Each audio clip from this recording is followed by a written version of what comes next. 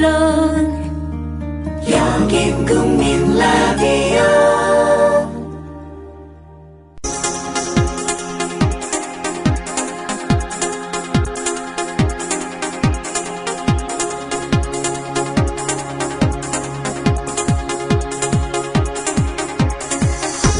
해고 이즈 해피입니다. 쫄지 않습니다. 무슨 말든 할 수 있고 눈치 보지 않고 아무거나 할 수 있더라고요. 진실을 지키는 뉴스 바리케이드. 국민일보 해직 기자 조상훈의 뉴스 바.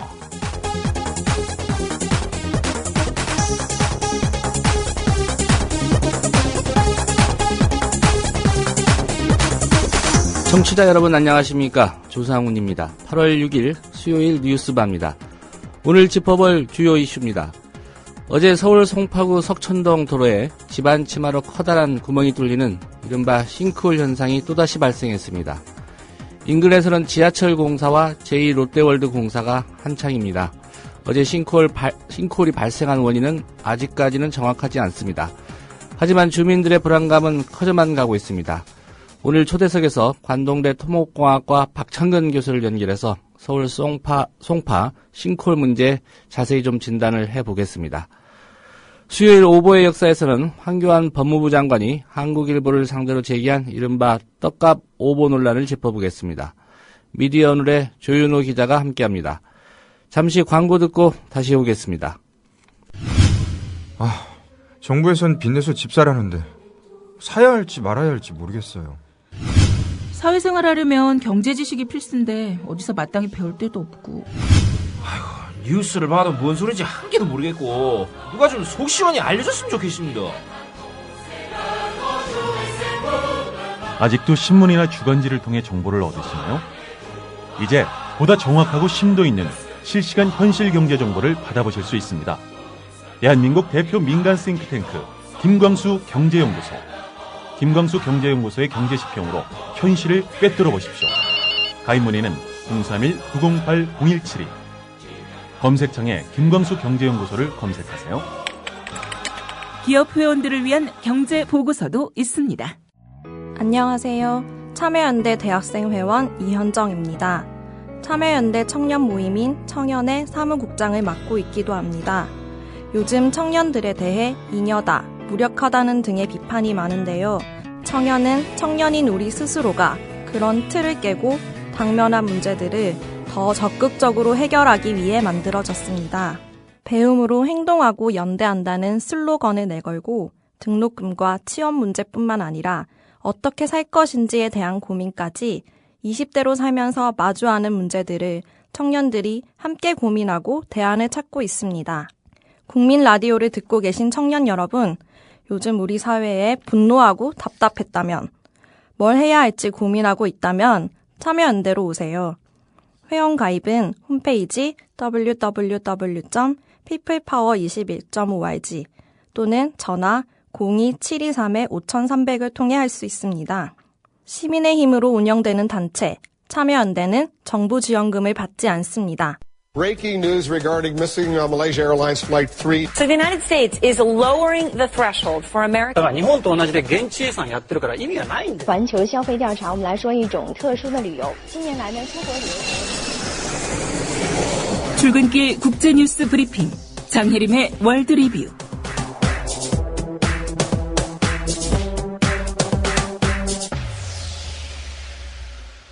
네, 밤사이 주요 국제 뉴스부터 정리하겠습니다. 장혜림 캐스터입니다. 안녕하십니까? 안녕하세요. 네, 이스라엘과 팔레스타인 무장단체죠. 하마스 72시간 휴전에 합의했었는데 그 후에 좀 상황이 달라졌습니까? 이집트가 중재한 72시간 인도적 휴전이 발효됐습니다. 이스라엘과 하마스는 현재 시간으로 5일 오전 8시를 기해 3일간의 휴전에 들어가기로 했는데요. 예. 알자지라는 오전 8시 이후 가자 지구 전역이 조용해졌고 주민들이 다시 거리로 나오기 시작했다고 보도했습니다. 이스라엘과 하마스는 이 기간에 이집트 수도 카이로에서 장기 휴전 방안을 논의할 예정입니다. 한편 AFP 통신 등에 따르면 팔레스타인 외무장관은 이날 네덜란드 헤이그에 있는 국제형사재판소를 방문한 자리에서 이스라엘이 전쟁 범죄를 저지른 명확한 증거가 있다고 말하며 이스라엘을 제소하는 방안을 검토하고 있음을 시사했습니다. 예. 아직까지는 휴전이 깨진 그런 상태는 아니군요. 네. 예. 일본군 위안부 피해 할머니 두 분이 미국 백악관과 국무부 인사들을 만났죠? 그렇습니다. 미국 백악관과 국무부 관리들이 일본군 위안부 피해자인 87세 이옥선 할머니와 86세 강일출 할머니를 지난달 말 면담한 사실이 현재 시간으로 4일 뒤늦게 밝혀졌습니다. 예. 미국 정부의 최고기관인 백악관과 국무부가 군 위안부 할머니를 공식적으로 만난 것은 이번이 처음인데요. 이번 면담을 계기로 미국 정부의 군 위안부 관련 정책에 변화가 올지 주목됩니다. 예. 이 만남에서 어떤 대화들이 오고 갔습니까? 두 할머니는 미국 관리들에게 우리는 곧 죽을 것이기 때문에 우리가 살아있을 때 위안부 문제가 해결돼야 다시는 이런 일이 발생하지 않을 것이라며 미국 정부의 관심과 지원을 요청했습니다. 할머니들은 자신들이 어떻게 위안부로 끌려갔고 어떤 일을 겪었는지 상세히 설명한 것으로 전해졌는데요. 예. 이에 아리스코프 백악관 공공관여국장은 충격을 받고 깊은 관심을 표한 것으로 알려졌습니다. 그는 지난 4일 트위터에 두 할머니와 같이 찍은 사진을 올리며 두 용감한 위안부 할머니들을 만났다며 그들의 이야기에 가슴이 미어졌다 이렇게 적었습니다. 예. 이 미국 백악관 그리고 국무부 관리들이 위안부 피해 할머니들을 만나기로 한 배경도 좀 궁금한데요. 네, 미국 연방하원은 지난 1월 미국 국무부 장관으로 하여금 일본 정부가 2007년 통과된 위안부 결의안을 준수하도록 촉구하는 조항을 세출 법안에 포함시켰는데요. 예. 그럼에도 불구하고 국무부가 적극적으로 나서지 않자 행정부를 압박하려는 차원에서 이번 만남이 마련된 것으로 알려졌습니다. 위안부 결의안은 일본 정부가 역사적 책임을 인정하고 공식적으로 사과할 것, 그리고 전후 세대에 관련 교육을 할 것 등의 내용을 담고 있습니다. 예. 결국은 미국 의회가 행정부를 압박한 그런 결과라는 말씀이군요. 네. 예. 이런 가운데 일본 극우 단체죠. 이 단체가 제기한 이른바 위안부 소녀상 철거 소송, 미국 연방지법이 이걸 각하했죠. 그렇습니다. 일본계 극우단체는 지난 2월 미국 글렌데일시에 세워진 위안부 소녀상이 미국 연방정부의 외교 권한을 침해했다며 헌법 위반으로 소송을 제기했었습니다. 이것과 관련해 미국 로스앤젤레스에 있는 연방지법은 지난 4일에 헌법 조항을 위반했다고 볼 수 없다 이렇게 판시했고요. 예. 원고가 제기한 소송의 원인이 성립되지 않는다고 결론 내렸습니다.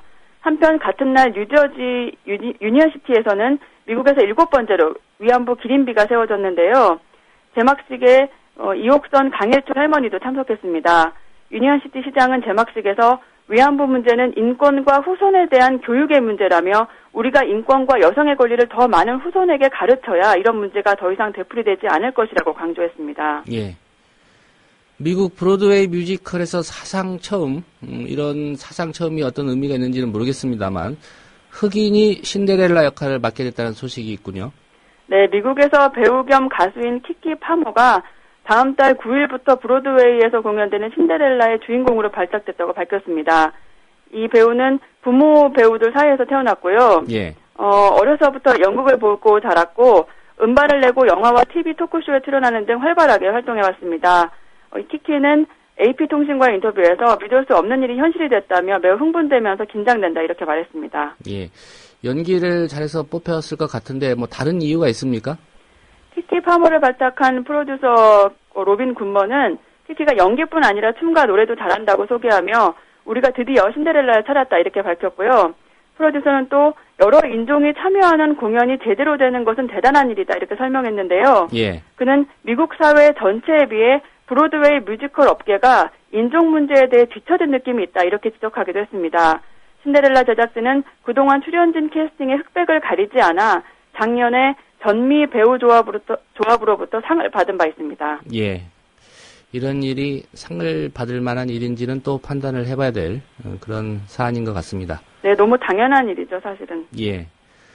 프란치스코 교황이 좌익 정권에 참여했다가 정직 처분을 받았던 신부들 29년 만에 복직을 시켰군요. 그렇습니다. 프란치스코 네, 교황은 지난 예. 1980년대 니카라과 좌익 정권에 참여했다는 이유로 정직 처분을 받은 신부를 29년 만에 복권시켰습니다. 이 신부는 1979년부터 90년까지 니카라과 산디니스타 정부에서 외무장관을 지냈는데요. 예. 81세가 된 그는 최근 교황에게 죽기 전에 미사를 집전할 수 있도록 허용해 줄 것을 요청하는 서한을 보냈고요. 교황청은 지난 4일 교황이 이 요청을 수락했다고 밝혔습니다. 프란치스코 교황은 취임 후 가톨릭 교회가 좀 더 자비로워질 것을 촉구해 왔습니다. 예. 이제 얼마 안 있으면 교황이 한국을 방문하지 않습니까? 네. 그런데 어제 좀 세월호 참사 유족들 입장에서는 반가운 소식이 됐을 것 같습니다. 교황이 이 세월호 참사 유가족과 생존 학생들을 만날 예정이라는 소식이 있죠? 네. 어제 천주교 교황 방한준비위원회는 교황께서 오는 15일 대전 월드컵 경기장에서 열리는 미사에 참석하는 세월호 유가족과 생존 학생들을 직접 면담한다고 밝혔습니다. 교황은 미사가 끝난 뒤 이들을 따로 만나 위로를 전하고 이야기를 나눌 것으로 보입니다. 예. 한편 18일에 열리는 미사에는 일본군 위안부 피해 할머니들도 초대됐습니다. 예. 정치권이 이 면담 이전에 세월호 사고 관련 특별법 제정을 좀 마무리했으면 하는 바람을 가져봅니다. 네. 네, 오늘 소식 잘 들었습니다. 감사합니다. 네, 장혜림 캐스터였습니다.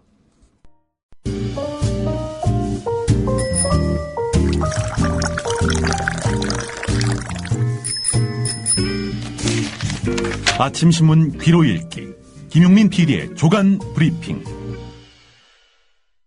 네, 8월 6일자 조간신문이 전하는 주요 기사 살펴보겠습니다. 김용민 PD의 조간 브리핑입니다. 안녕하십니까? 네, 안녕하십니까? 예, 이 육군 28사단이죠. 윤모 일병 사건. 예. 후폭풍이 거센 것 같습니다. 예, 그렇습니다. 가해자들은 누구일까? 지금 뭐 인터넷 보니까 말이죠. 그 가해자들의 사진이 담긴 그 이미지 파일들이 돌고 있더군요. 예. 예. 바람직하진 않죠. 예.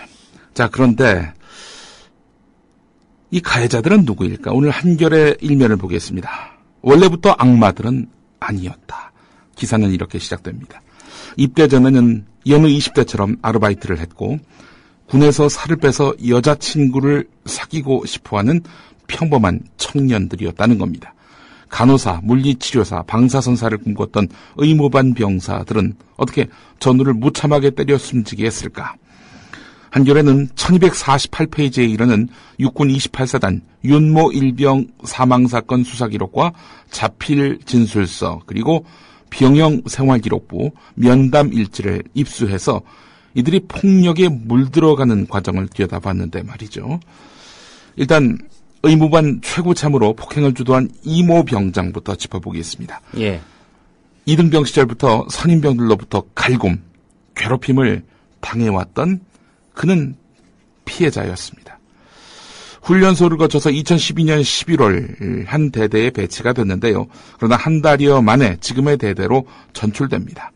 선임병들의 폭언을 간부들에게 알렸다가 나중에 이 사실이 부대에 알려지면서 배신자로 낙인 찍혔기 때문입니다.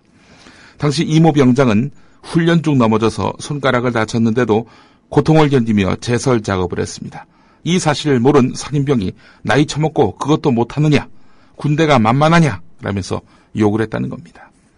이튿날 손가락 골절 진단을 받았는데요. 그런 이모 병장에게 선임병은 왜 아픈 걸 말하지 않았느냐라면서 또 혼을 냈다는 겁니다. 비교적 늦은 나이에 입대한 이 병장은 나이 어린 선임병들한테서 폭언을 듣자 수치심에 잠을 잘 자지 못할 만큼 힘들었다 이렇게 말했다고 하는데요. 이등병 선진 병영 캠프에 들어간 이 병장은 비밀이 보장된다는 말에 이런 부대 분위기를 설문지에 적어냈습니다. 그러나 비밀은 보장되지 않았다는 겁니다. 소원 수리를 했다는 사실이 선임병들 사이에 알려지면서 배신자가 된 겁니다. 이모 병장은 전출, 그러니까 다른 곳으로 옮겨가는 것을 적극 희망했고 2012년 12월 바로 문제의 대대로 배치가 된 겁니다. 부대를 옮긴 이모 병장에게 폭언과 욕설은 없었습니다. 지난해 6월 모범 운전병으로 대대장 표창을 받기도 했습니다. 12월에는 근무 유공 대대장 표창을 받기도 했습니다. 그 나머지 가해자들은 자신을 어떻게 묘사했느냐. 하모병장입니다. 신앙심 깊은 여자친구를 만나고 싶은 사람이다 스스로를 이렇게 말했습니다. 이모상병, 괴롭힘을 당해봐서 당하는 사람의 마음을 잘 안다.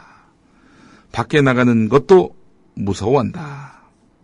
본인에 대한 소개를 이렇게 적었던 겁니다. 예. 지모상병, 남들로부터 욕먹는 일은 하지 않았다. 강력계 형사였던 아버지는 형과 나의 우상이자 등대다.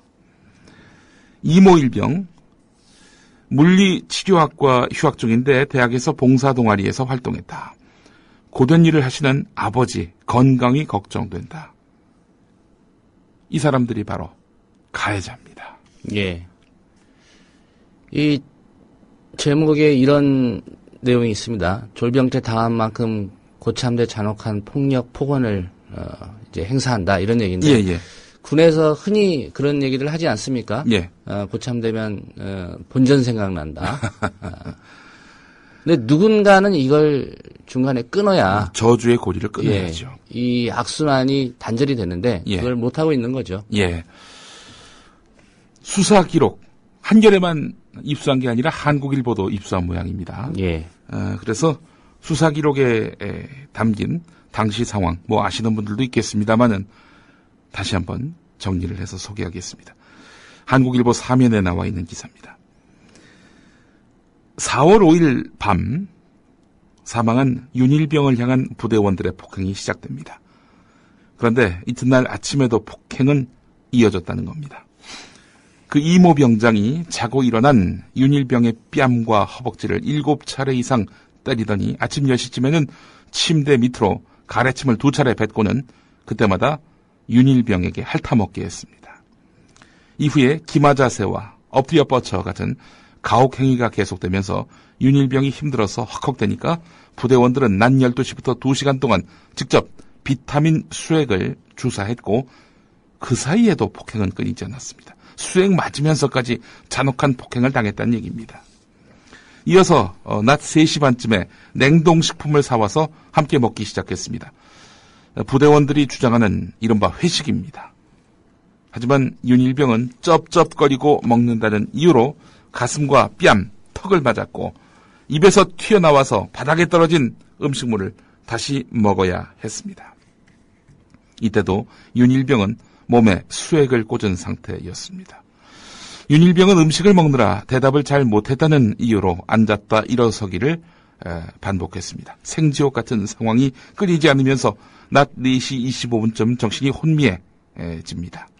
윤일병이 이때 반발을 했다고 합니다. 그러자 이 이모 병장과 이모 상병은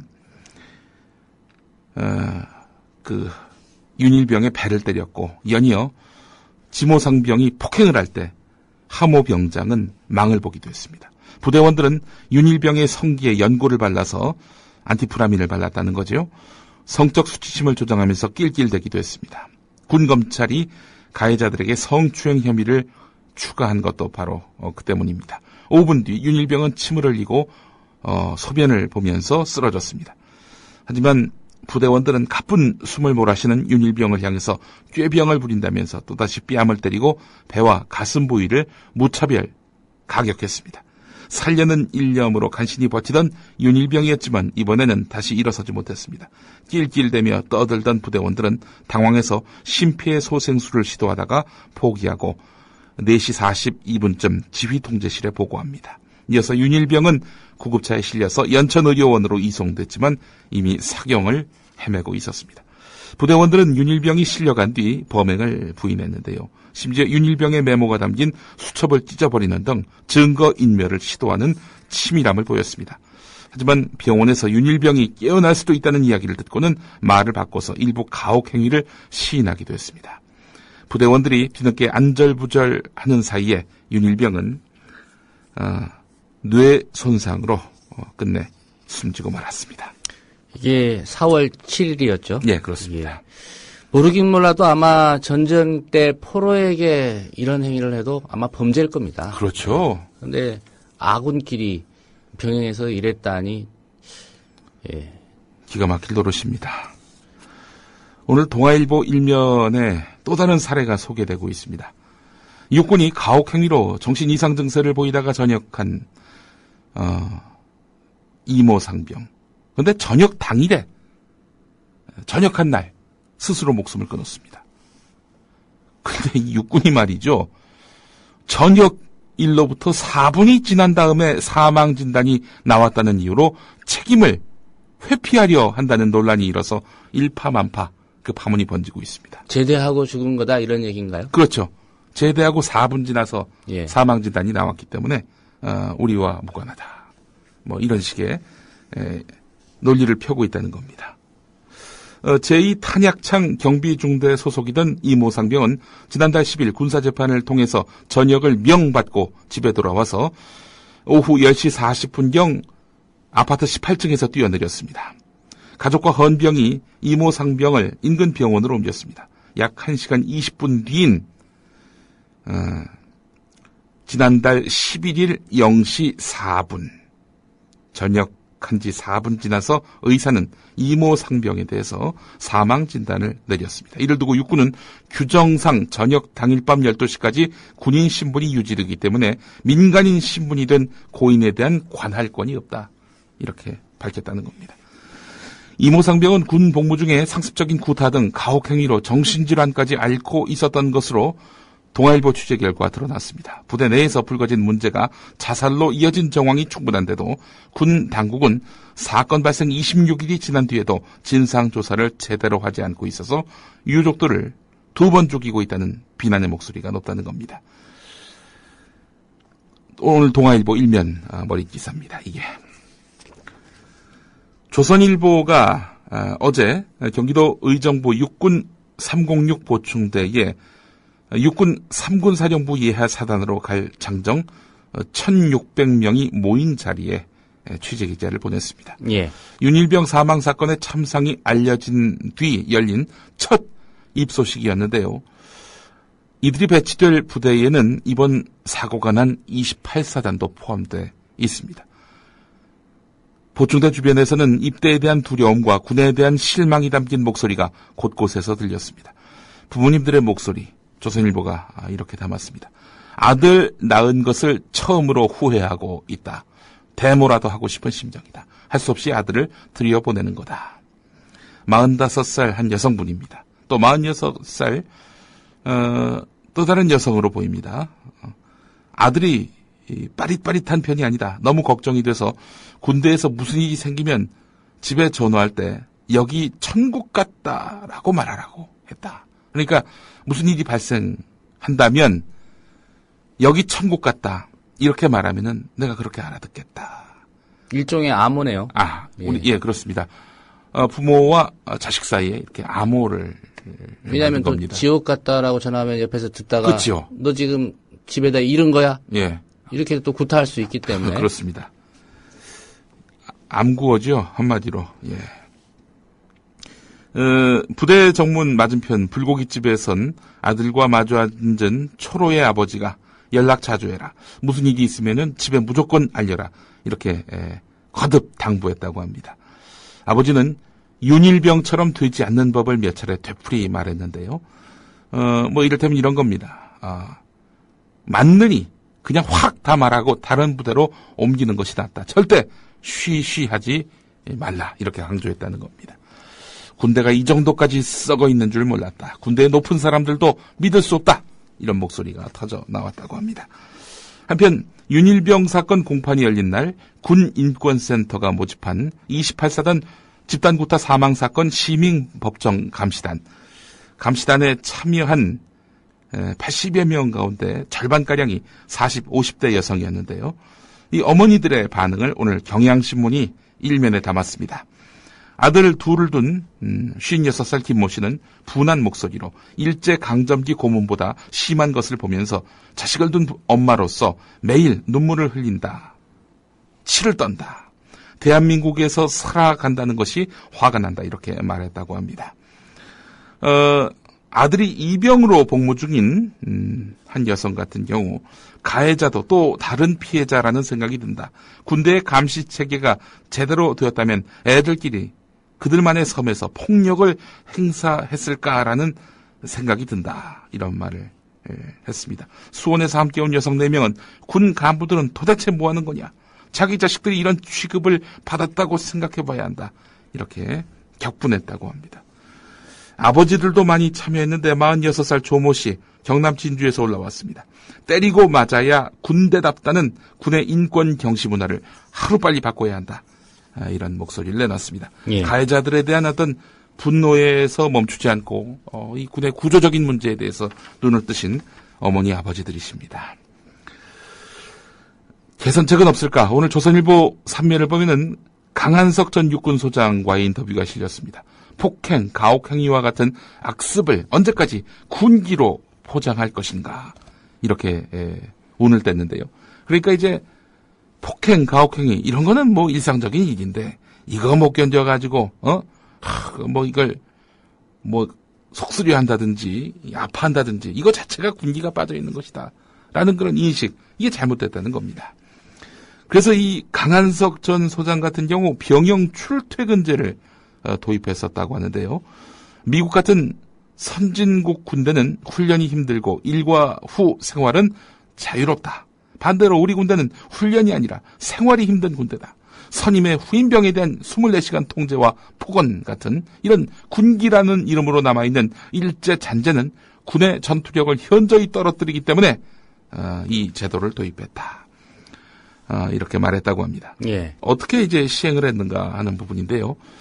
일과 후에는 노터치, 불간섭하도록 했다는 겁니다. 선임은 후임에게 폭행은 물론이고 작업이라든지 잔심부름 같은 것을 일절시키지 못하도록 했습니다. 이등병도 내무반에 누워서 음악을 듣거나 책을 볼 수 있게 했습니다. 장병 생활관을 학교 기숙사로 만드는 작업이었다. 이렇게 말하고 있는데요. 군 기강이 해이해지는 것 아니냐 이런 우려도 있을 법한데요. 그 반대였다는 겁니다. 백두산 부대장 시절에 이런 제도를 도입한 다음 이등병 62명이 천리 행군에 자원해서 완주하는 등 장병들의 훈련 성과가 훨씬 더 좋아졌다는 겁니다. 군기는 훈련 성과를 높이기 위한 것이다. 군기는 훈련장에서만 찾으라는 것이다. 이런 이야기를 했습니다. 예.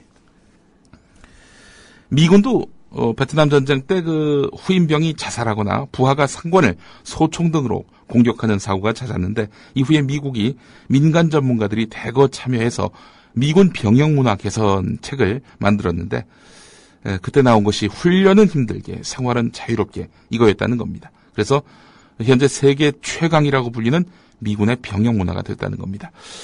뭐 제 사적 이야기를 해서 그렇습니다만은 제 동생이 카투사를 했습니다. 예. 카투사를 할 때 이제 가족 모임을 그 부대에서 정례적으로 이렇게 개최했는데 가서 놀랐습니다. 각자 자기 방이 있고요. 그리고 일과 시간이 끝나면 뭐 선임병하고 맞담배도 피우고 뭐 자기 마음대로 일과 시간 이후에는 자유롭게 이렇게 행동한다는 겁니다. 근데 우리는 이 일과 시간이 끝나면 그때부터 또 고문이 시작되죠. 자유란 건 존재하지 않는 대한민국 국군. 결국 예고된 사고였다는 얘기입니다. 예. 저는 35명 정도가 한 내무반에서 생활을 했는데, 예. 예, 맞지 않으면 잠이 오지 않았습니다. 왜냐하면 자고 있으면 예. 깨워서 때릴 거기 때문에 예. 빨리 맞고 자는 게 속편하다. 예고된 그런. 그렇죠.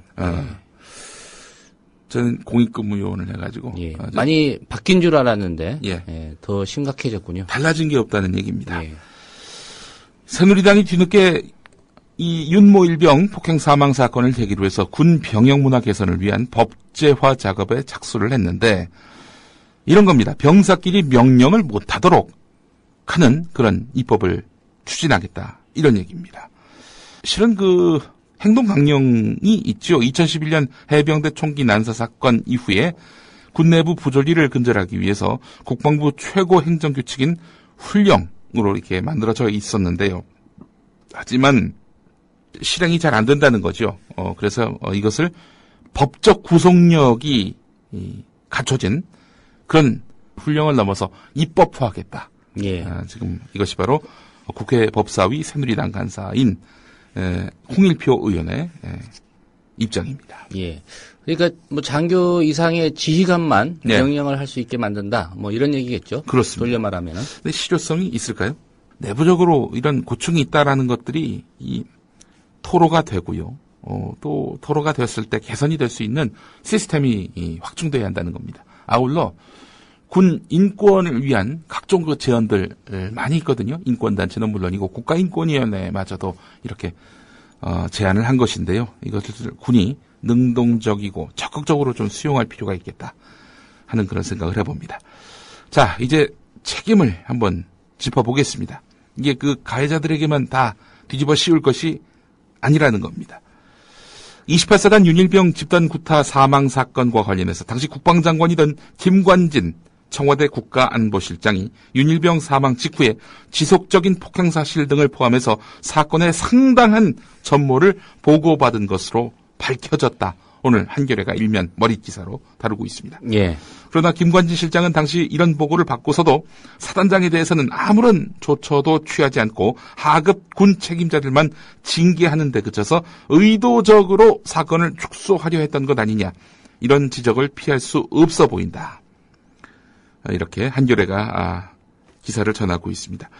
구체적인 내용을 보게 되면은 4월 8일 오전, 그러니까 윤일병이 숨진 다음 날이죠. 4월 8일 오전 이 사건과 관련해서 1차적으로 당시 국방부 장관이던 김관진 실장에게 중요 사건 보고를 했고요. 곧이어서 백낙종 조사본부장이 대면 보고를 했습니다. 조사본부는 서면 보고 문건을 통해서 병영 부조리 확인 결과 가해자들이 사망자가 전입한 후 지속적으로 폭행 그리고 가혹 행위를 한 사실이 확인됐다라고 보고를 했는데 말이죠. 그런데 하급 책임자 징계로 그치고 말았다는 거죠. 세상에 알려지면은 정말 뒤집어질 지금처럼 만인이 공분할 이런 사안임에도 불구하고 꼬리 자르기로 일관했다는 겁니다. 꼬리 자르기 뭐 어디서 배웠겠죠? 예. 뭐 군 사이버 사령부의 선거 개입, 정치 개입에 대해서도 뭐 비슷한 태도였죠. 네, 그렇죠. 본인도 유관하다는 그런 의혹이 얼마나 많이 제기됐습니까? 경향신문 오늘 3면을 보니까 말이죠. 이런 맥락이 있었네요.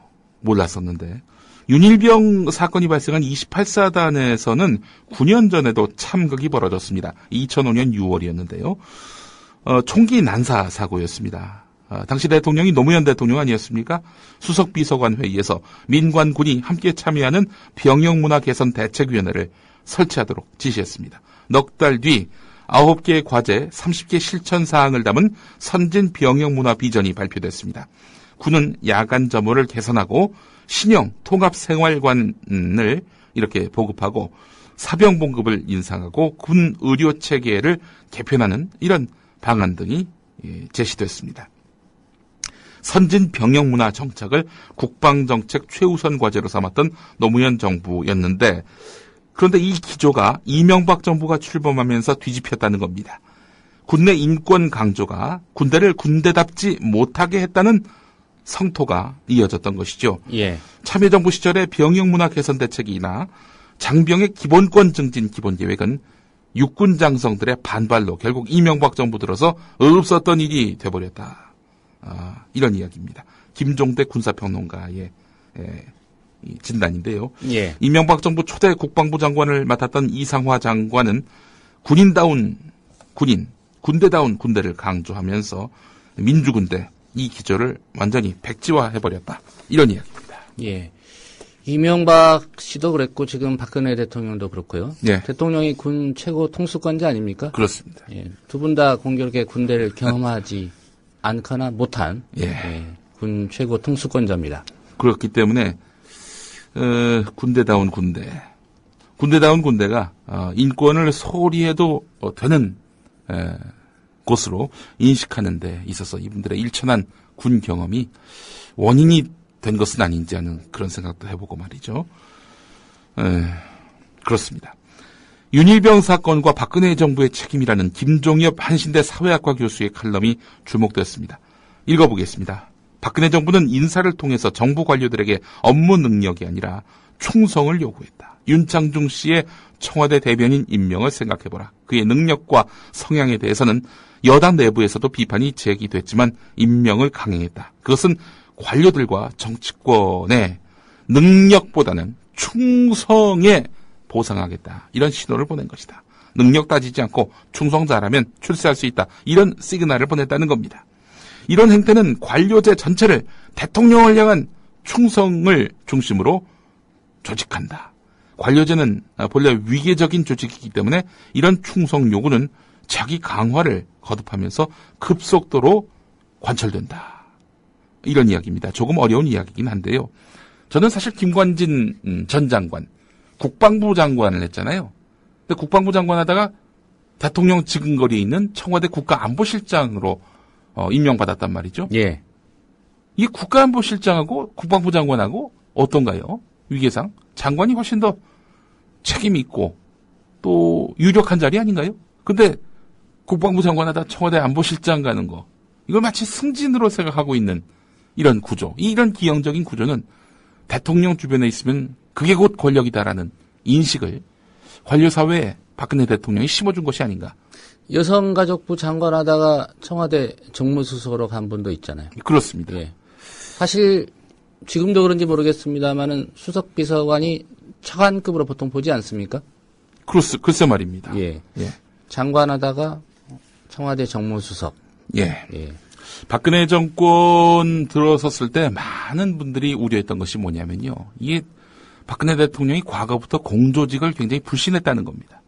비선조직, 측근조직, 여기에 굉장히 의존하고 있다는 거죠. 그렇다 보니까 청와대 비서실장이 거의 부통령급이 되는 이런 기형적 현실, 이런 것들이 이 능력보다는 충성에 방점을 두겠다는 박근혜 대통령식 리더십의 단면이 아니겠는가 하는 생각을 해봅니다. 비서실장이죠? 네, 비서실장. 예, 저는 비선실장으로 불려서. 자, 김종엽 교수 칼럼 나머지도 읽어보겠습니다. 격심한 경쟁에 시달려온 20대 문화에는 차별을 당연시하고 차별을 공정함의 한 형태로까지 수용하는 면이 있다. 그런 20대 문화가 박근혜 정부 같은 위계성을 지향하는 정부의 군대 문화와 접속할 때 가학적인 폭력의 증폭 가능성은 커지게 된다. 이런 위계적인 충성의 강화는 사건 처리에서도 축소, 은폐 성향을 높인다.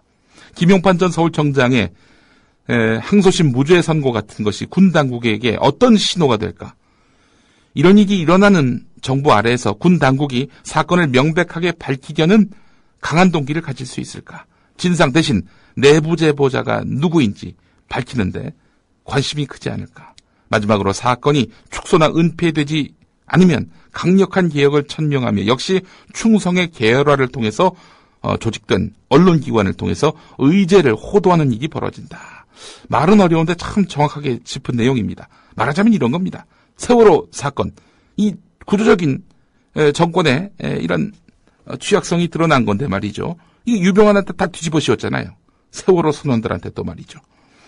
대통령이 유병헌이나 세월호 선원들을 악으로 규정했듯이 군 당국은 윤일병 가해자에게 30년을 구형하겠다고 나서고 있고 국가 개조를 운운하듯 병영문화 개선위원회를 급조하겠다고 나선 것이다. 이런 상황에서 군수사기관이 사건의 발생 원인과 축소 은폐의 진상을 제대로 밝힐 것이라 믿기 어렵다. 이런 칼럼입니다. 예. 뭐 1000여 페이지에 이르는 그런 수사 기록, 이게 언론에 공개가 됐는데 말이죠. 이거 과연 믿을 수 있는 것인가? 이것마저도 근본적으로 의문을 갖지 않을 수가 없는 것입니다. 오늘 어떻게 된 게 윤일병 사건만 언급하게 된 것 같아서 아쉽습니다. 오늘 여기까지 해야 될 것 같습니다. 네, 김용민 PD의 조간 브리핑이었습니다. 잘 들었습니다. 예. 대통령의 눈물 몇 방울에 이미 완전히 침몰한 세월호는 또 한 번 물속으로 가라앉았습니다. 수학여행을 가던 길이었는데 정말 다행스럽습니다. 전원이 다 구조됐다는 소식, 이 소식 전해드립니다. 군 당국은 해군 함정들은 물론이고 육군과 공군까지 동원 가능한 모든 전력을 침몰 사고 현장에 급파했습니다. 그 담화 내용을 보면요, 예상을 뛰어넘은 일종의 국민들한테 좀 충격을 좀 준 것 같습니다. 그런 면에서 본다면 대통령의 이제 담화는 매우 성공적이었다, 저는 그렇게 보여지고요. 유병헌 씨의 도피를 돕다가 체포된 30대 여성 신모 씨의 모발과 순천 별장에서 가져온 체액이 묻은 휴지의 DNA 검사 결과가 언론이 사회의 공기라고요? 갈 길을 잃어 표류하면 흉기가 될 수 있습니다. 권력과 자본으로부터 완벽하게 독립한 협동조합 언론. 미디어 협동조합.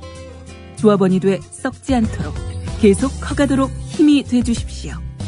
조합원 가입은 미디어 협동조합 국민TV 홈페이지에서 하실 수 있습니다.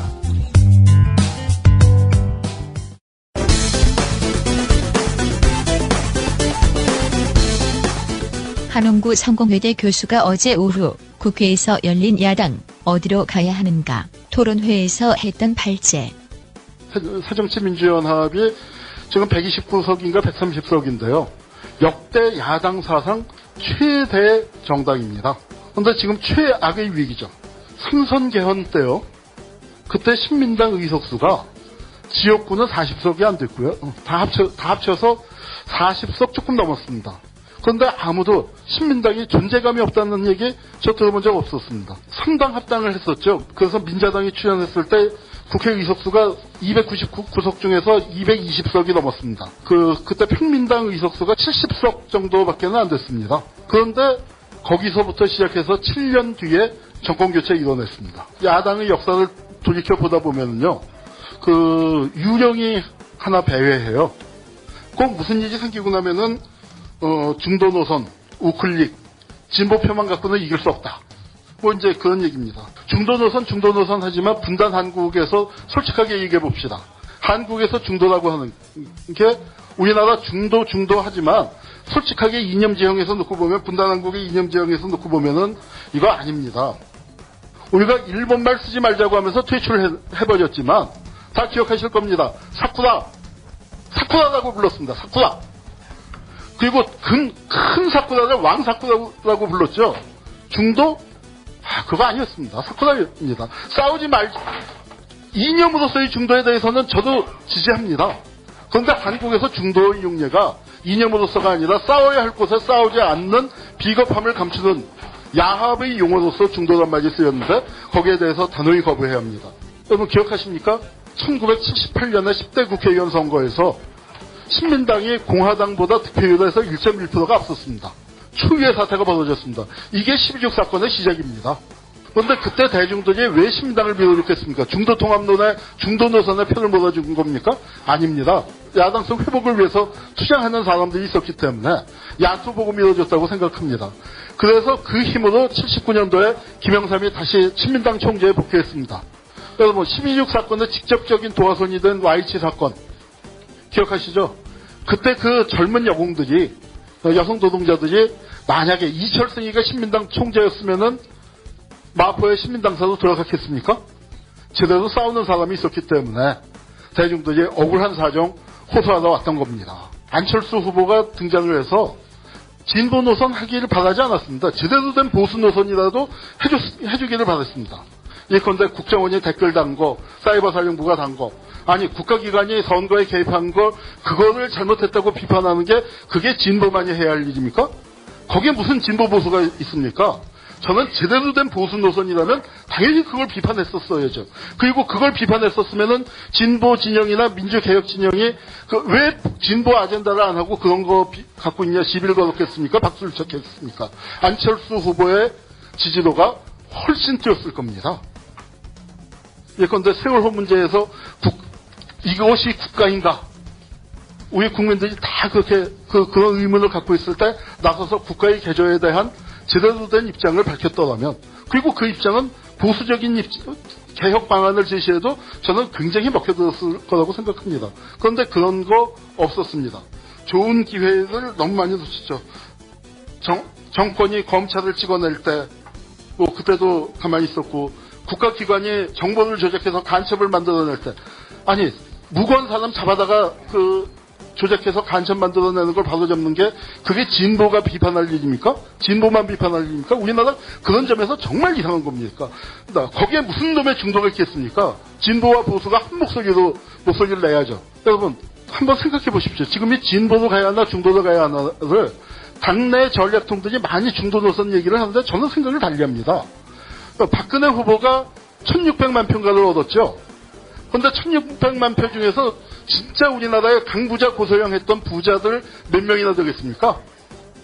강남 부자들 다 합쳐봐야 아마 사돈의 8천까지 쳐봐야 300만 명일 겁니다. 나머지 1300만 명이 누굽니까? 비정규직이고요. 청년 실업자고요. 저소득층이에요. 그 사람들이 왜 민주당을 내 정당이라고 생각을 못합니까? 이름만 우리 당이라고 붙이면 뭐합니까? 그 사람들이 자기 정당이라고 생각할 수 있는 걸 해야죠. 그 사람들에게 다가가는 노선이 부자 감세 같은 중도 노선이겠습니까? 아니면 제대로 된 진보 노선이겠습니까?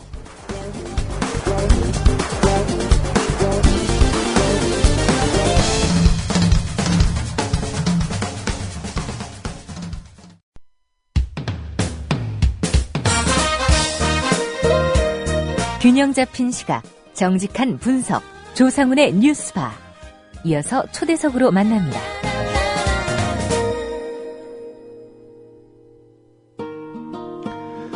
네, 서울 송파구 석천동 도로 땅속 지반이 갑자기 가라앉으면서 구멍이 크게 뚫리는 싱크홀 현상이 빈번하게 일어나고 있습니다. 특히 어제가 좀 심했다고 합니다. 길이는 8m나 됐고요. 폭 2.5m, 깊이 5m가량 되는 석천동 싱크홀. 석천역에서 삼전동으로 넘어가는 지하차도 끝부분에서 발생을 했다고 합니다.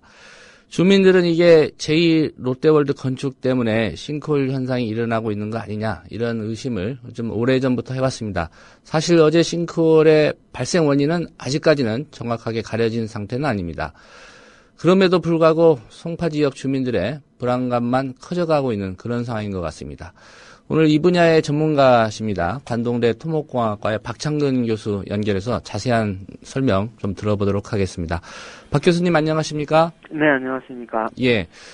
어제 우선 발생한 그 싱크홀이요. 네.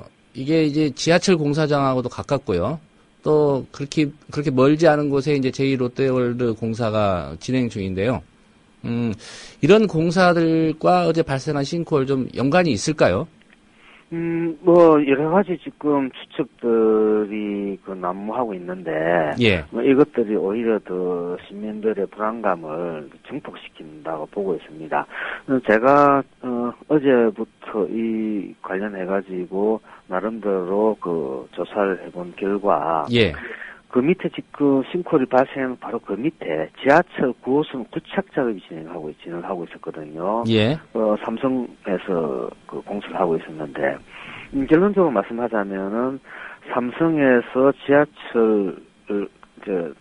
지하철을 뚫으려고 그러면 터널을 파야 되잖아요. 예. 그때 품질 관리를 제대로 하지 못해서, 집안이 주저앉은 걸로 지금 파악이 되고 있습니다. 예. 구체적으로 이게 무슨 얘기인가 하니까, 최근에, 굴착 공사를 하다가 한 40일 동안, 기계가 고장이 나서 공사를 못하고, 공사 재개한 지가 한 일주일 남짓 하거든요. 예. 그런데 터널을 굴착을 하는데 그쪽 지역이 모래 자갈로 구성되어져 있는 연약 지반이었었습니다. 예. 그렇다면은 그 부분에 대한 단면 보강을 일정 부분 했어야 되는데, 그것을 제대로 못한 것 같고, 또 하나는 우리가 터널을 파고 들어갈 때 나오는 물량을 예측할 수 있지 않습니까? 그러니까 모래 자갈의 어떤 부피 그 양과 실제로 이것을 배출해내는 양, 모래 자갈의 부피, 이것들이 같아야 되지 않습니까? 예. 그것을 이제 관리를 제대로 했어야 되는데, 그것을 제대로 관리를 못 하다 보니까, 위에서, 터널 위에서 이제 단면 관리도 안 되니까 좀 주저앉겠죠. 예. 그러다 보니까, 그것이 무너지고 있다는 것을 아마 파악을 못했던 것 같고, 그러다 보니까 이게 어느 정도 진행이 되니까 왕창 주저앉는 그런 어떤 사고가 발생했다고 봅니다. 예. 요약하면 어제 발생한 큰 규모의 싱크홀은, 지하철 공사, 삼성물산이 지금 시공하고 있는 것으로 알려져 있는데요. 그쪽에서 관리를 잘 못해서 발생한 것이다, 이렇게 파악을 하고 계신다, 이 말씀이죠. 네, 거기다가 좀 더 덧붙이자면은, 예. 바로 인근에 석촌호수가 있는데, 그러니까, 석촌호수가 있으면은 지하수를 공급을 계속 하고 있지 않겠습니까? 예. 그러다 보니까 또 집안이 상대적으로 또, 약해져 있겠죠. 이런 것들이 이제, 종합적으로, 종합적인 원인이 돼서 발생했다고 볼 수 있고, 하나 특이한 것은, 사고가 났을 초반기에는, 예. 관계자들이, 현장 접근을, 터널 공사 현장에 대한 접근을 적극적으로 강력하게 제지를 했다고 지금 그런 얘기가 들리거든요. 우리 그러니까, 삼성물산 측에서 그랬다는 겁니까? 네, 삼성물산 측하고 서울시 일부 관계자들이 예. 그게 현장 접근을 강력하게 반대를 했다 그러는데 그것은 제가 보기에는 그 사건을 은폐하려는 그런 어떤 시도로 저는 판단을 하고 있습니다. 그러니까 그런 어떤 사실들이 그러니까 만약에 사건이 많이 은폐된다 그러면은 예. 이 시민들은 더 불안해지겠죠. 왜 싱크홀이 발생했는지 그 원인을 밝히지 못하는 것 같으면은 그에 대한 대책 또한 아무것도 없지 않습니까? 예. 그러니까 점점 더 그 시민들은 불안해지고 우리 사회가 더 안전으로부터 더 멀어지는 그런 것이 된다. 그래서 이번 같은 경우에는 싱크홀이 발생했던 원인을 명명백백하게 밝혀서 시민들한테 제대로 알리고 그에 따른 어떤 대책을 마련할 수 있게끔 조치를 취해야 된다고 봅니다. 예. 1차적으로는 지하철 공사 현장이 있었기 때문에 그 부분을 잘 관리 못한 그런 원인으로 보여지고요. 한 가지 궁금한 게 어제 그 싱크홀이 발생한 지점과 석천호수의 거리는 어느 정도 됩니까? 한 500m 정도로 예. 추정이 되는데 그러니까 그 정도 같으면은 석천호수에 의한 어떤 지하수 영향 예. 또 무시할 수 없는 하나의 요인으로 볼 수가 있습니다. 예.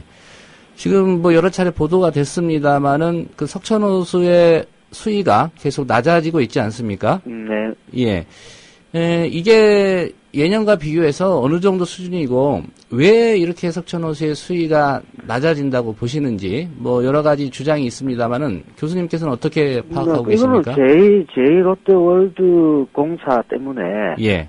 석천호수가 수위가 저하됐다는 것은 이거는 뭐 상식에 해당됩니다. 근데 당초에는 롯데 측에서 여기에 대해서 부인을 했죠.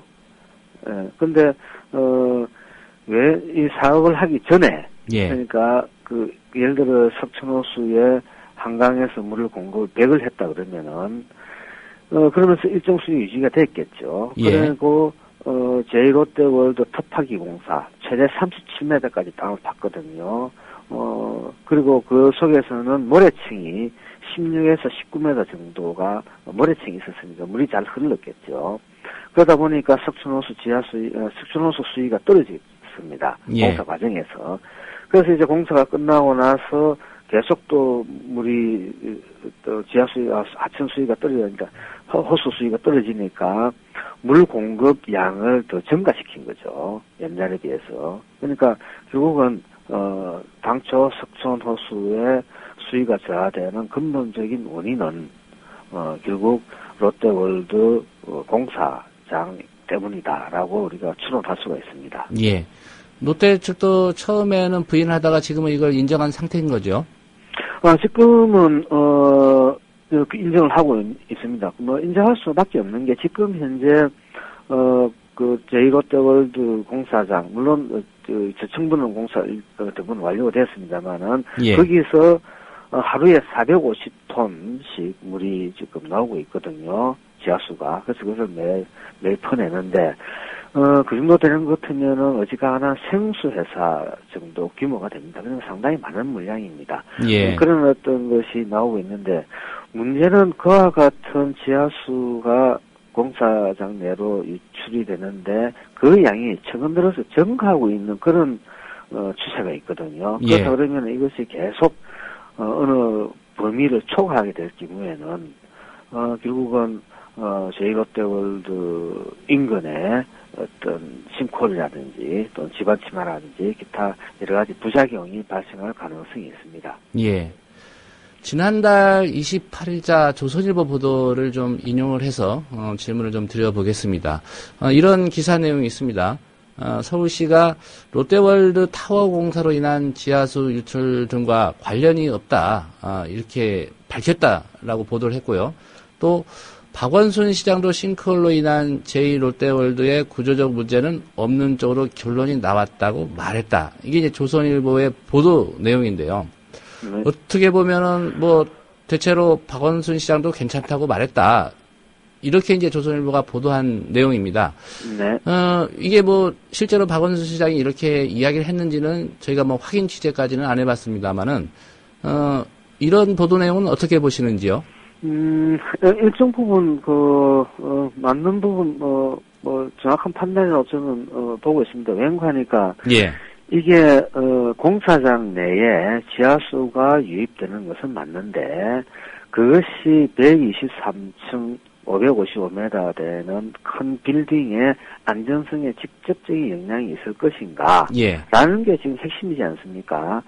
근데 보통 우리가 지하수가 공사장으로 들어가게 되면은 그 구조물이 부력을 받게 되거든요. 예. 부력이라는 것은 배가 뜨는 것처럼요. 네, 뜨는 것처럼. 예. 근데 123층이라는 이 거대한 구조물이 좀 누르고 있지 않습니까? 자중에 의해서. 예. 그렇다 그러면 집안이 만약에 그게 연약층이고 파쇄대가 아주 많이 발달되어져 있다 그러면은 또 집안 보강을 제대로 못했다면은 안전성에서 일정 부분 문제가 있겠지만은 만약에 안정성이 제대로 그 기초가 안정성이 제대로 되어 있고 거기에서 우리가 지하수가 유출됐다 할 때는 근무의 직접적인 위해는 안전성에는 문제가 없다. 뭐 이렇게 판단하는 게 저는 바람직하다고 봅니다. 예. 근데 주민들 입장에서는 뭐 제2 롯데월드 이 타워의 안전성과 더불어서 주변에 미치는 영향이 혹시 있지 않을까 걱정하는 거 아니겠습니까? 네, 당연히 그 주민들의 그와 같은 우려는 예. 맞고 또 그것은 서울시나 롯데 측에서 제대로 대응을 해줘야 된다고 봅니다. 왠가하니까 아까 말씀드렸다시피 롯데월드 그 공사장에서 하루에 450톤 이상씩 물이 계속 나오면은 어딘가에서 물을 공급해줘야 되잖아요. 예. 그러니까 석촌호수에서 일부 올 것이고 인근 지역에서도 올 것인데 그러니까 그렇게 되면 지하수 흐름이 빨라지게 되거든요. 예. 그 빨라지게 되면은 일정 구간에서는 집안이 연약해 집안이 제대로 된 기능을 발휘하지 못하고 연약해질 수 있거든요. 그렇다 그러면은 싱크홀이라든지 도로가 일부 주저앉는 그런 어떤 부작용이 생길 수 있기 때문에 제1롯데월드 공사장 인근에 예. 대한 어떤 안전성 여부는 반드시 검토를 하고 거기에 대한 대책을 마련해야 됩니다. 문제는 제가 제1롯데월드 공사를 하기 위한 환경영향 평가서를 제가 봤는데 예. 거기에 보니까 지하수 또는 뭐 싱크홀이라든지 인근 지역에서 발생할 수 있는 그런 어떤 문제에 대해서는 제대로 검토를 하지 않았더라고요. 예. 물론 지금이야 싱크홀이라는 이게 갑자기 문제가 됐지만 그 당시의 어떤 관행상은 그럴 수 있다고 볼 수 있지만은 지금이라도 지하수 영향 평가라든지 또는 그로 인한 부작용들을 꼼꼼하게 살피고 만약에 문제가 있다 그러면은 거기에 적합한 대책을 마련해야 된다고 봅니다. 예. 그 결과에 따라서는 뭐 공사 중단이라든가 이런 조치도 가능합니까? 그거는 공사장 내부하고는 제가 보기에는 지금으로서는 큰 문제가 없지 않겠느냐. 왠가 지하수 흐름이라는 게 흐름이 발생했다 해가지고 단시간 내에 급작스럽게 뭐가 발생하고 이러지는 않거든요. 예. 장기간에 걸쳐서 문제가 발생할 수가 있다. 그 본다면은 지금 현재 롯데월드 측에서 공사를 하고 있는데 지하수가 저도 현장에 한 몇 번 가봤는데 지하수가 정확하게 어느 정도 공사장에서 유출되고 있는지, 예. 또는 석촌호수의 물이 어떻게 움직이고 있다든지, 또는 석촌호수에서 증발이 어떻게 되고 있다든지, 뭐 이와 같은 어떤 자료들을 만드는 시스템을 보니까 조금 미비한 점들이 보이더라고요. 예. 그래서 향후 이와 같이 지하수를 포함한 하천수라든지 이 정확한 물의 흐름들을 제대로 파악을 하는 어떤 시스템을 마련할 필요가 있고 그 과정에서 만약에 이상 징후가 발생된다면은 거기에 대한 대책을 마련을 해야 된다고 봅니다. 예. 분명한 것은 지하수 흐름이 생긴다 해가지고 급작스럽게 어떤 안전성에 있어서 큰 문제가 생긴다고 볼 수는 본다는 것은 조금 무리가 있습니다. 예. 아마 인근 주민들의 관심은 그 싱크홀이 어제 발생한 것 외에 또 몇 군데 싱크홀이 발생하지 않았습니까? 네. 이게 이 롯데월드 공사와 관련이 있느냐 없느냐 이 문제가 아닌가 싶은데요. 뭐 롯데월드 측은 그 공사와는 무관하다 이런 입장인 것 같습니다. 단단한 화강암 집안 위에 있어서 싱크홀로 인한 붕괴 위험은 뭐 석회암 집안에서나 주로 발생하기 때문에 화강암 집안인 이쪽은 전혀 문제 없다. 또 전문가들의 자문도 받았다 이런 주장하는데요. 걱정되는 건 이런 롯데 측의 얘기를 믿었다가 나중에 어떤 큰 사고가 발생하는 상황이 아닐까 싶은데 이 부분은 롯데 측의 주장 어떻게 좀 이해를 하고 계시는지요? 그거는 롯데 측에서 좀 안이하게, 만약 그렇다 그러면은 롯데 측에서 좀 안이하게 생각을 하는 건데 예. 최근 들어서 싱크홀이 발생 많이 하고 그리고 또 제가 현장을 조사를 해보니까 한 20-30군데 도로가 조금씩 주저앉는, 다시 해서 싱크홀의 정조 현상들이 발생하고 있었거든요. 예. 자, 그렇다 그러면 현 시점에서 볼 때, 최근 몇 년간 그쪽 지역에서 가장 큰 변화를 일으킨 게 뭐냐, 지형적으로. 예. 그것은 당연히 제2롯데월드 공사장이거든요. 최대 37m까지 땅을 터파기를 하면서 땅을 파냈거든요. 그렇다 그러면은 그 인근 지역에서 지하수 흐름에 상당한 영향을 미치는데, 1등 공신이, 제2롯데월드다. 설령 그것이, 싱크홀이 원인이 제2롯데월드가 아니라고 하더라도, 지금 현 시점에서 볼 때 가장 영향을 미친 것이 제2롯데월드 공사 현장이라면은, 예. 영향평가를 할 때, 그것을 반드시 제일, 가장 영향을 미쳤을 것이다. 라고 우리가 판단하는 게 합리적 의심이지 않습니까? 예. 그렇다 그러면은, 롯데 측이나 서울시에서도 제2롯데월드 공사장이 일단은 영향을 미칠 가능성이 충분히 있다라는 전제하에서 어떤 영향 평가를 하고 대책을 마련하는 게 합리적이다. 근데, 제2롯데월드 공사와 인근에서 도로가 주저앉는다든지 싱크홀이 발생한다든지 이건 전혀 관계가 없다라는 전제하에서 만약에 대책을 원인을 찾고 대책을 수립하자면은 혹시나 잘못된 판단이 될 수 있고 그것은 예. 오히려 또 시민들한테 불안감을 주는 요인이 될 수 있다고 봅니다. 예. 현재 관련해서 서울시에 자문단이 꾸려져 있는 걸로 알고 있습니다. 네. 교수님도 그곳의 구성원이신 걸로 알고 있고요. 서울시 차원에서는 지금 어떤 만족할 만한 수준의 진단 작업이 이루어지고 있는지도 좀 궁금합니다.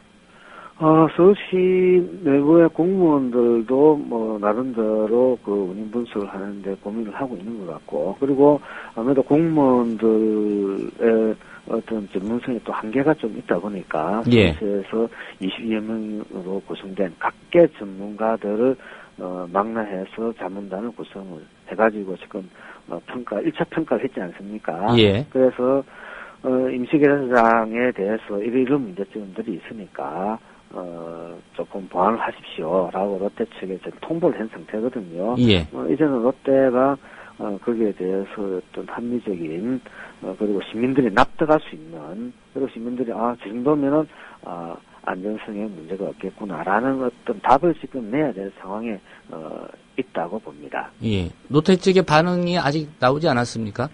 롯데 측은 일단 그 서울시가 지적한, 그리고 자문단이 지적한 사항에 대해서는 전폭적으로 받아들인다. 예. 그리고 거기에 대해서 납득할 만한 대안을 마련하겠다.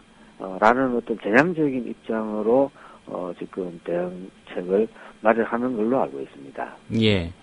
롯데건설이 그런 입장을 보이고 있다니까 현재로서는 좀 다행인 것 같습니다만은 앞으로 좀 더 롯데건설이라든가 또는 그 관할구청이죠. 송파구청, 서울시가 또 해야 할 일, 또 주민들에게 당부하고 싶은 말씀이 있다면 어떤 말씀 들려주실 건지 좀 짧게 정리해 주시겠습니까? 네, 뭐니 해도 시민의 안전이 제일 중요하거든요.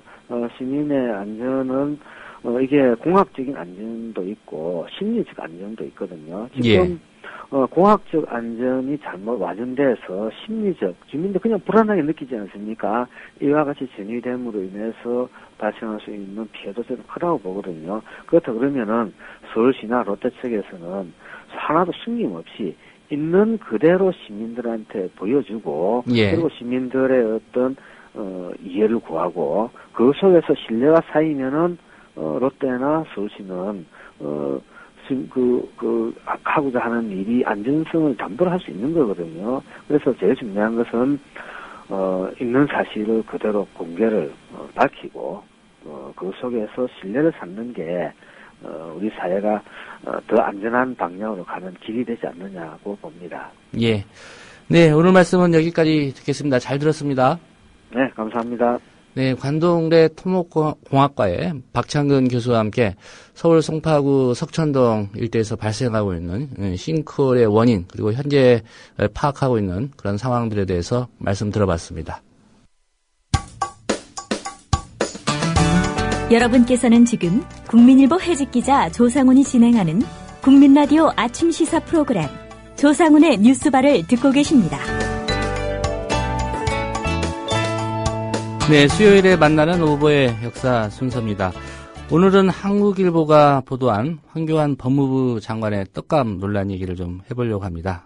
오보도 아니다. 아직 뭐 특정이 되지는 않았지만 좀 논란이 이어지고 있고요. 결국은 이게 법정으로까지 갔습니다. 네, 미디어 오늘의 조윤호 기자와 함께하겠습니다. 스튜디오에 나오셨는데, 네, 안녕하십니까? 네, 안녕하세요. 예, 정철훈 기자가 지난주에 말씀드렸지만 육아휴직 때문에 한 석 달 정도 육아휴직 휴가를 갔습니다. 그래서 네. 오늘부터 조윤호 기자와 함께 오보의 역사를 좀 진행하도록 하겠습니다. 우선 간단히 어떤 논란인지 좀 정리를 해주시겠습니까? 예, 한국일보가 지난해 10월 4일에 이제 황교안 법무부 장관이 검사 시절 삼성으로부터 떡값을 받았다 이런 의혹을 제기를 했는데요. 예. 그래서 황교안 장관은 이에 대해서 사실 전혀 사실 무근이다 이러면서 10월 14일에 정정보도 및 손해배상 청구 소송 1억 원을 제기를 했습니다. 예. 그리고 지난 7월 23일 얼마 전이죠. 1심에서 법원이 황 장관의 손을 들어줬는데요. 그래서 한국일보가 2천만 원을 배상하고 그 종이신문 1면과 인터넷 홈페이지에 정정보도물 게재하라. 그리고 인터넷 홈페이지에 올라와 있는 기사는 삭제하라. 라고 지시를 했습니다.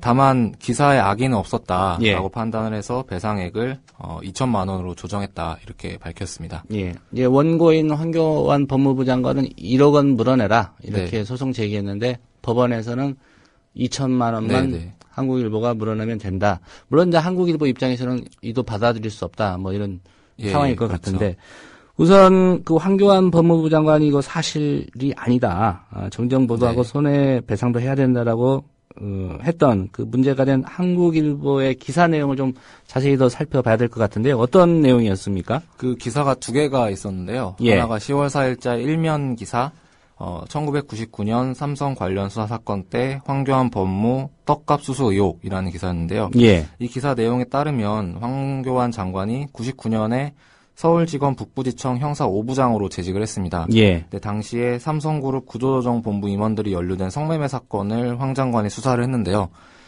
그때 무혐의 처리를 했어요. 예. 이제 근데 한국일보는 무혐의 종결 이후에 이제 황 장관이 삼성 층으로부터 검사 1인당 300만 원씩 총 1,500만 원 상당의 상품권을 받았다. 뭐 이런 의혹을 제기했는데요. 예. 한국일보가 갑자기 이 의혹을 제기한 이유는 이제 3면 기사에 나와 있습니다.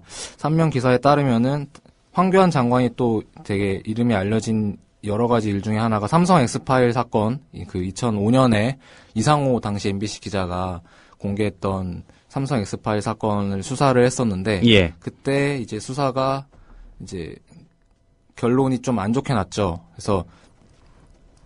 그랬을 때 안 좋게 났다는 건 이제 그 의혹을 제기한 당사자인 이상호 기자와 그 노회찬 전 민노당 의원, 당시 민노당 의원에게는 좀 그 처벌이 가해지고, 예. 이제 의혹의 그 당사자였던 삼성 관계자들에게는 무혐의 처리가 나서, 예. 그 수사를 지휘를 했던 황교안 장관에 대해서 비판이 있었는데, 한국일보는 삼성 엑스파일 수사에 소극적이었던 이유가 그 황교안 장관 역시 삼성의 관리를 받고 있었기 때문이 아니냐 이런 의혹까지 제기를 했습니다. 예.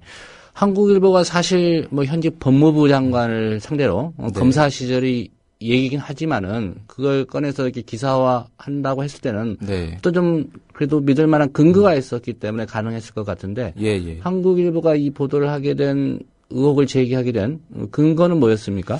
근거는 이제 여기 처음에 기사에 보면 사정당국 관계자들의 증언이 나오는데요. 이제 이 사정당국 관계자들은 누군지는 정확히 알 수 없는 것이고 결정적이었던 게 김영철 변호사의 증언입니다. 김영철 변호사는 삼성그룹 구조본 출신으로 잘 알려져 있죠. 그래서 김영철 변호사가 떡값 의혹에 대해서 사실이다. 황 장관이 위에 상납했는지 혼자 다 챙겼는지는 모르겠는데 나중에 들으니 혼자 챙겼다고 하더라라고 말을 했습니다.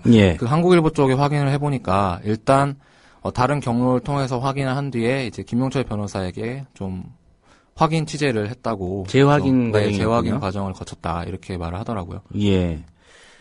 뭐 한국일보 입장에서는 사정당국 관계자 취재도 했고 또 재확인 과정에서 이제 삼성 구조본 출신의 김용철 변호사의 증언도 있었기 때문에 이거 기사화 해도 되겠다는 판단을 했을 것 같은데요. 그렇죠. 이 보도가 나온 이후에 황교안 장관의 입장은 뭐였습니까? 되게 좀 어떻게 보면 신속하게 대처를 했는데요. 10월 14일에 황교안 장관이 전혀 사실무근이다.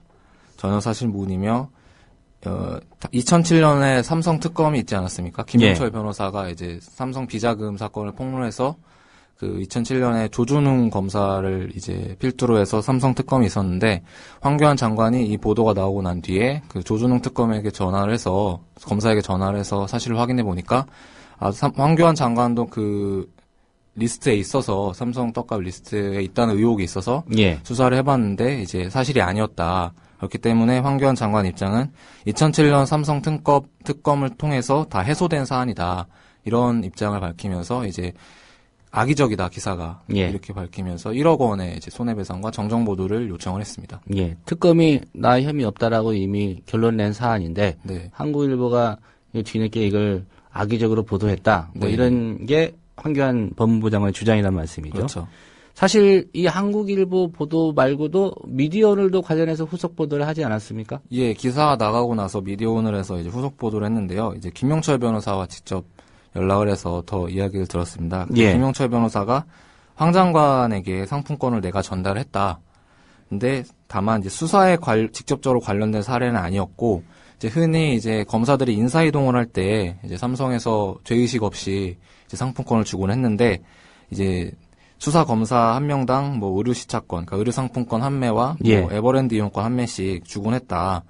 이게 그 자리에는 그리고 다른 이제 북부지청 고위 검사도 있었다라고 이렇게 밝혔는데요. 그래서 검찰 당시 기준으로 따지면은 이제 검찰 간부에게 한 500에서 2천만 원 정도 전달돼야 떡값이지. 사실 이 정도는 뭐 당시 기준에 따르면 정의라고 볼 수도 있었다라고 이렇게 밝혔고요. 그 미디어오늘 기자가 이제 자리에 있었다는 그 제3자, 그러니까 북부지청 고위 검사 쪽에도 확인을 해보려고 했는데 이제 일체 이제 답변을 하지 않았습니다.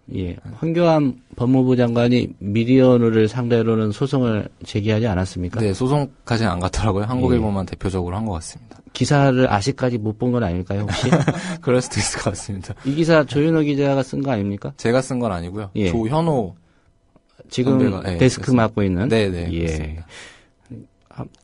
법무부에 한번 문의를 해봐야 될 것 같습니다. 혹시 기사 못 보셨냐고. 근데 이 500만 원, 2천만 원이면 이 떡을 얼마 정도 해야 이 떡값으로 다 소진을 할 수 있는 건지 참. 그러게요. 1년 내내 떡만 먹고 살아도 2천만 원 떡값 소진을 못할 것 같습니다. 이 한국일보 보도가 나오고 나서 뭐 황교안 법무부 장관이야 뭐 신속하게 대응할 수밖에 없었겠지만은 정치권에서도 좀 파장이 크지 않았습니까?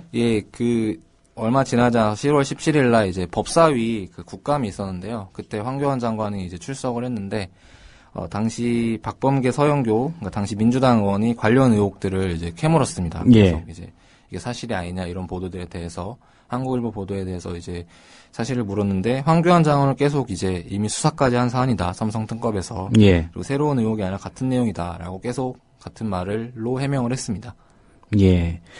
뭐 황교안 장관이 당시에 신속하게 대응했다고 하는데요. 네. 물론 법적인 소송까지 가기 전까지 네. 한국일보의 어떤 입장을 밝히거나 언론 중재 과정 거쳤습니까 혹시? 언론 중재 과정은 전혀 거치지 않았고요. 예. 그래서 바로 신속하게 대처를 소송으로 대처를 해서 그래서 안 그래도 당시에 이게 너무 지나치게 좀 언론 보도에 대해서 특히 이제 사인도 아닌 공인에 대해서 보도를 한 것인데 예. 정부에서 좀 언론 옥죄기를 한 거 아니냐. 1억이면 이제 사실 큰 돈이잖아요, 되게. 그래서 그런 논란이 있었고 황교안 장관은 언론 중재를 거치지 않은 채 한국일보 그리고 한국일보 사회부장과 해당 기자 그리고 한국일보가 이제 법정 관리 상태이기 때문에 예. 한국일보 법정 관리인 이를 상대로 이제 소송을 제기했습니다. 예. 한국일보의 입장도 좀 궁금합니다. 한국일보는 어떤 얘기하고 있습니까? 기사를 썼던 당시에 이제 남상욱 기자와 좀 이야기를 했는데요. 예. 기사를 작성한 기자죠. 네. 보도한 내용은 모두 확인된 내용이다. 이렇게 밝혔습니다. 확인되지 않은 내용과 취재하지 않은 내용을 보도를 했겠냐, 우리가. 이제 그쪽에서야 주장하고 싶고 반박하고 싶은 게 있겠지만 우리는 그렇게 신경 쓸 사안이 아닌 것 같다. 예. 취재된 내용을 토대로 기사를 썼으며 취재에는 아무런 문제가 없었다라고 밝혔습니다. 예. 뭐 어떻게 보면 황교안 법무부 장관과 한국일보의 입장이 이제 네. 정반대되는 그런 그렇습니다. 상반된 상황이었는데 결국 황교안 법무부 장관이 법정으로 이 문제를 가져갔고요. 예. 근데 한국일보의 입장에서 본다면은 당연히 원고 패소로 결론이 났을 것 같은데 네. 1심 결과는 어쨌든 말씀하신 대로 원고 일부 승소 그러니까 결과적으로 한국일보가 진 결과가 나왔습니다. 네, 그 이유는 어떻게 이해를 해야 될까요? 서울중앙지법 민사 14부에서는 고위공직자의 위법행위는 검증을 해야 하지만 객관적인 확인 없이 의혹이나 주장으로 평가할 일이 아니다. 그래서 원고는 이 기사로 도덕성과 청렴성 훼손돼 직무수행에 막대한 영향을 받았다라고 밝혔는데요. 예. 근거가 없다고 판단한 이유는 김용철 변호사의 증언을 좀 신뢰할 수 없는 것 아니냐. 예. 이렇게 좀 법원이 봤던 것 같습니다. 재판부가 이렇게 밝혔는데요. 기사의 근거로 삼은 김용철 변호사의 진술은 불분명하고 일관성이 없어 믿기 곤란하다. 기사를 뒷받침하는 근거를 추가로 제시하지 못했다. 이렇게 밝혔습니다. 예. 근데 사실 김용철 변호사도 법원에 출석을 하라 증인으로 이런 요구가 있었는데 예. 김용철 변호사가 당시에 어떤 이유에서인지 출석을 하지 않았죠. 그래서 이제 그러면서 재판부가 판단하기에는 김용철 변호사의 증언을 믿을 수 없는 게 아니냐. 뭐 이렇게 조금 판단을 했던 것 같습니다. 본인이 이게 사실이라면 법정에 나와서 그렇죠. 증언을 해줄 텐데 안 나오는 걸 보니 믿을 수 없다. 네네. 아마도 한국일보 쪽에서는 김영철 변호사한테 좀 증인으로 나와서 얘기를 해주십사라는 얘기를 했을 것 같은데 네네. 예, 그 상황은 좀 어떤 상황인지 좀 파악을 하셨나요? 한국일보 쪽에서는 이제 김용철 변호사가 나와서 증언을 해줘야지 이제 자기네들 기사가 사실이라고 좀 입증이 되기 때문에 여러 차례 요청을 했는데 김용철 변호사는 아마도 조금 심적인 부담감이 좀 있지 않았나 싶어요. 그러니까 한국일보 쪽에서도 그렇게 알고 있다. 라고 밝혔는데요. 그러니까 아무래도 오래전 일이라서 김용철 변호사 입장에서는 기억이 명확하지 않을 수도 있고 또 자기 기억에 의존해서 이제 증언했을 경우에 이제 그것과 다른 사실이 밝혀졌을 때 결과적으로 위증을 하게 되는 그런 결과를 초래할 수도 있고 그래서 조금 심적으로 부담을 느끼지 않았나라고 싶고요. 또 하나가 이제 김용철 변호사 외에 다른 취재원들 있지 않습니까? 사정당국 관계자들인데 이 사람들이 나와서 증언을 할 수는 없지 않습니까? 현직에 어쨌든 검찰 아니겠습니까? 그렇죠. 근데 현직 검사가 법무부 장관이 제기한 소송에 법무부 장관에게 불리한 어떤 증언을 해야 되기 때문에 한 가지 또 그 북부지청 그 김영철 변호사가 전달할 때 같이 있었다는 제3자 뭐 이 사람 역시 마찬가지 아니겠습니까? 예, 그렇죠. 나와서 증언하기가 어려운 입장이었기 때문에 한국일보가 사실 이 기사는 법정으로 가게 되면 약간의 페널티를 좀 갖게 되고 가는 상황이었다라고도 좀 볼 수 있을 것 같습니다. 예, 뭐 한국일보 입장에서는 이후로도 계속 김영철 변호사를 설득할 수밖에 없을 것 같습니다. 패소한 이후에 한국일보의 입장은 또 따로 나왔습니까? 한국일보 같은 경우는 이제 일단은 다시 항소를 할 계획이고요. 제가 월요일 날 통화를 했을 때는 내부적으로는 항소가 결정이 났고 다음 주 중 정도에 접수할 예정이다라고 예. 밝혔고요. 한국일보가 이제 또 법정 관리 상태라 법정 관리인의 또과의 논의도 필요하기 때문에 그 논의도 거쳐야 한다. 지금 내부에서는 편집국 내에서는 논의가 끝났지만 예. 그 법정 관리인과 논의를 거쳐서 다음 주쯤에 항소하겠다 이렇게 밝혔고요. 한국일보 입장에서는 물론 증언에 불리한 증언을 한 게 유리한 증언을 받지 못한 부분이 있기 때문에 좀 불리하다, 좀 사실이 아니라고 인정될 수도 있다고 하지만 예. 그걸 고려한다고 해도 2천만 원은 좀 과하다. 그러니까 사실은 악의적이라고 판단을 하지 않았잖아요. 법원이 이 기사는 악의적인 게 아니다라고 판단했음에도 2천만 원이 나온 것은 조금 과한 게 아닌가라고 해서 한국일보의 어떤 관계자는 이게 법무부 장관이 관련된 사안이라 법원이 조금 눈치를 본 것도 같다 이런 얘기까지도 하더라고요. 예. 사실 법무부하고 뭐 대법원은 이렇게 비교할 수 있는 뭐 그런 권력기관의 성격은 아닌데 어떤 법조인이라는 걸 좀 고려했을까요? 네, 예. 그럴 것 같다라고 한국일보 쪽에서는 이야기도 하는 걸 들었습니다. 예. 그러니까 한국일보의 보도로 인해서 그 황교안 법무부 장관의 직무수행이 심대한 타격을 입었다. 이게 이제 법원의 판단이라는 거 아닙니까? 예. 근데 법무부 장관직 지금 잘 수행하고 있지 않습니까? 그렇습니다. 뭐 심대한 탄력을 받은 게 아닌가 그런 생각이 들 정도로 지금 박근혜 정부 출범하고 나서 자리를 지키고 있는 장관이 몇 안 됩니다. 그 중에 황교안 법무부 장관도 자리를 지키고 있고 경향신문이 그 국민들 독자들 상대로 공모하는 데는 지금 국정원장 드림내각 국정원장 후보자로도 거론이 되고 있는 상황인데 어쨌든 한국일보가 뭐 법정관리인과의 논의를 통해서 항소를 하게 된다면 이 사건은 이제 고등법원으로 또 갈 것이고 또 결론이 안 난다면 뭐 불을 보듯 뻔하지 않습니까? 대법원까지 갈 것 같은데 그 추이는 또 지켜봐야 될 것 같습니다. 예. 미디어오늘 기사 못 봤는지 꼭 법무부에 공보관 통해서 확인해 보시기 바랍니다. 소장이 또 날라올지도 모르겠습니다. 네, 오늘 말씀 잘 들었습니다. 네, 감사합니다. 예, 미디어오늘의 조윤호 기자였습니다. 네, 오보의 역사까지 오늘 준비한 소식은 여기까지입니다. 지금까지 제작의 김용민 PD였고요. 저는 조상훈이었습니다. 내일 오전 7시 30분에 다시 인사드리겠습니다. 들어주신 여러분 고맙습니다.